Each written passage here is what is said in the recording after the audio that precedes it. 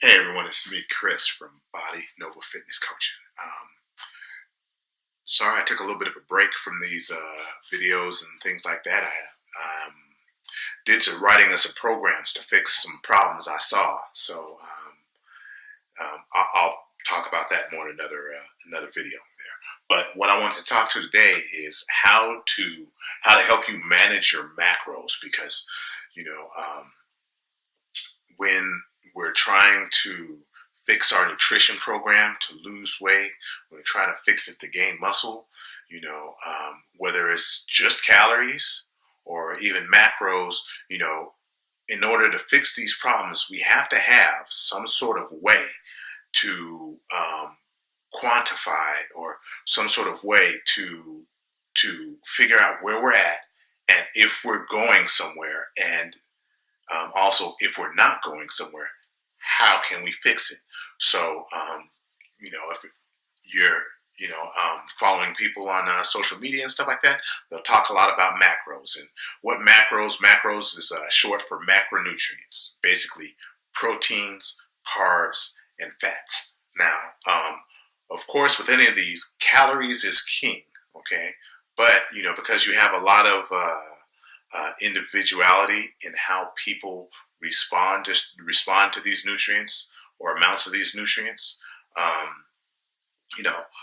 The next level was to have a macro intake or tell you how much protein, how much carbs, how much fats, so that, you can make adjustments, to your plan to help you get what you want. For example, in the 80s, they started the low fat kick. If you were fat, you ate too much fat and that's why we're fat. Well, now they're doing research and we're finding out that if your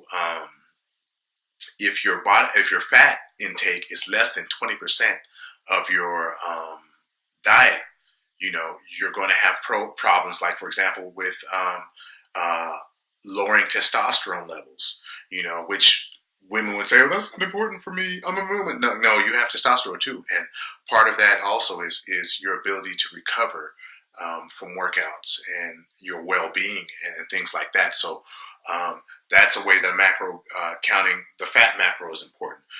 Research on protein intake and how protein needs are higher for non-exercising people. They're higher for exercising people than they are for non-exercising people. They have to be close to or at a gram per pound of body weight for starters, to help you build muscle, help you recover from high amounts of workouts. Even endurance athletes, the amount of protein intake matters, as well as your carbohydrate intake. That's your main source of energy. Your body prefers this energy source. So when you have programs aimed at fixing your macro intake, you're trying to have the proper amounts of these to suit you, how much work you do and how you live, but your individual needed tolerance for them. So it's part of why I made this video here. So one of the things that people do is they follow blank macro programs, and it'll be, okay, well, this person only eats 150 grams protein and 200 grams carbs, so that's what I'm going to do. Okay, and it might not work because that person can be bigger than you, smaller than you, or they exercise more. There's just a few examples. But that being said, is what you need to do is first figure out your individual macros, okay? Because without that, all the rest of this is worthless, okay? Once you have the calorie intake, you figure out what your macro intake, all right? And then you can adjust from there. If you meal prep, this should be the step. And I'll meal prep will be my next video. But even if you meal prep, you want to figure out your macros first so that you can make your meal. So this way, like I said, you're setting yourself up with a system that you can checks and balances. It's like, okay, well, am I losing weight? All right, well, let me see. Calories, okay, calories are good. Now, fix the macros. But anyway, you have to figure those out because you have to set set a standard. Okay, this is where I'm at. Now we can see if this works for me. All right. Now, the second thing, and this trips up a lot of people because there's a lot of research out there that made people believe that they have to eat 6 meals per day, and because that's the way that bodybuilders did it, and it was successful. But when when they researched this, with all other things being equal, the amount of times that they ate per day did not influence their rate of fat loss. Okay, that's with all other things being equal.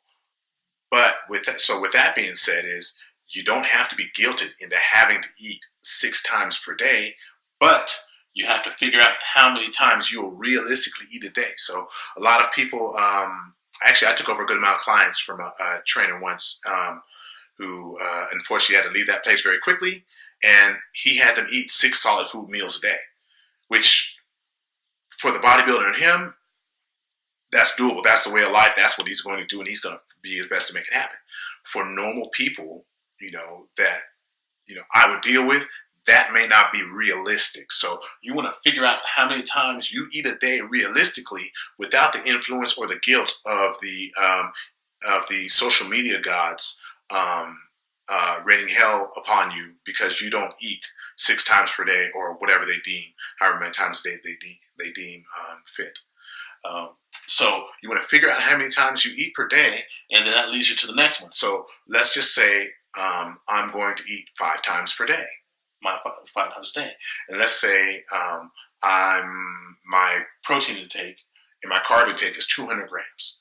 Okay, and let's say fat, let's cut 200, let's say 75 without me grabbing the calculator. So 75 grams of fat. So if I eat 5 times per day,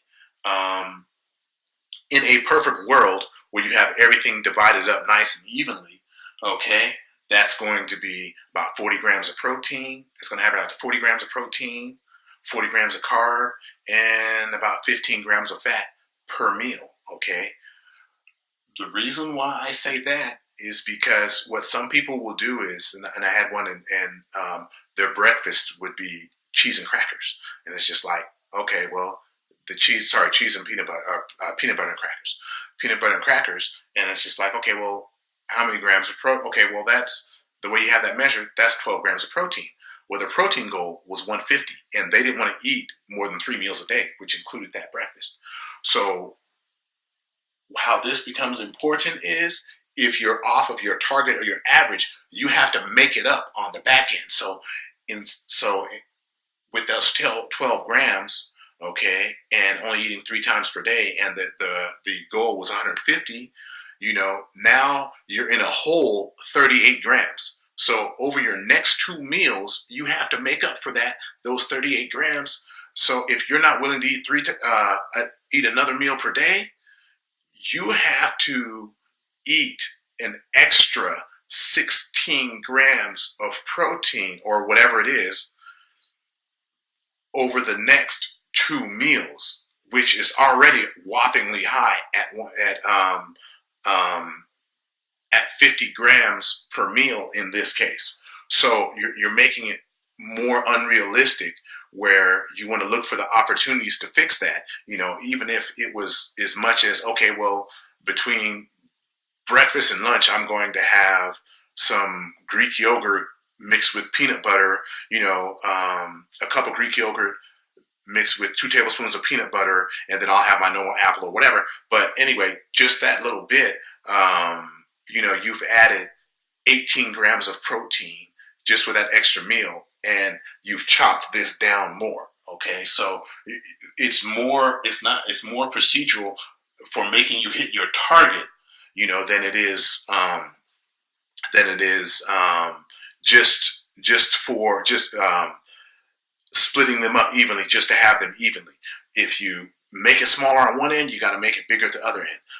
One of the things that I tend to do is I will have a higher fat breakfast, and lower carb, and then I'll put more carbs around the time it comes to workout because you can burn them off. Okay. And they're more, your body likes that, prefers that as an energy source. So you can put them around, you burn them off, use them for energy during your workouts. But Fats may tend to slow that down. There's some newer research out on that. But with that being said, anyway, you want to have everything averaged out so you understand how to fix it. Okay. Now this is number 7 down here, which is know where you can get. Actually, scratch that. Let's go to number 5, where it's like get a food scale and measuring cups. I'm gonna get an app to that. Okay. So like you've probably heard me before, I use My Macros Plus, but I've been using it since 2011, 2012 maybe. Okay. Back then, it was the only app where I could enter in custom meals. Okay. There's people like MyFitnessPal. I had problems with people using MyFitnessPal because those people weren't smart enough to say, okay, this is what it gives me as its target. They would punch their info into MyFitnessPal. MyFitnessPal would try to change it on Inexact Science, and then they would follow the MyFitnessPal recommendations, which is stupid. But actually it says anyway. Let's not even get further into that. So with that being said, you get the app and you can track where you're at. You can type in your goal, and as you're entering in foods, you'll say, okay, you have this much protein left per day. You have this much carbs. Some of them even track water intake. And water intake, I like people having between 0.5 to 0.7 in ounces of water multiplied by their body weight. That's a good deal, because some people, they take in too much water, and that kind of messes them up, because now their electrolyte balance is off. So they'll need to have more potassium, which more people are deficient in, and to balance that out. More magnesium and things like that, and those are common deficiencies. So you're making common deficiencies worse. So you want to be a little more careful with that, or more responsible with that. Not everybody is meant to drink a gallon of water per day or 2 gallons of water per day. All right, moving on. So with that being said, choose foods that you're going to eat. Again, with the internet and stuff like that, there's a lot of shaming and guilt, with things. And one of the things that people need to realize is the most important factor in their success is going to be what? Calories. Calorie intake first, that rise over macros, okay? So being within the calories is most important. Then it's the macro intake.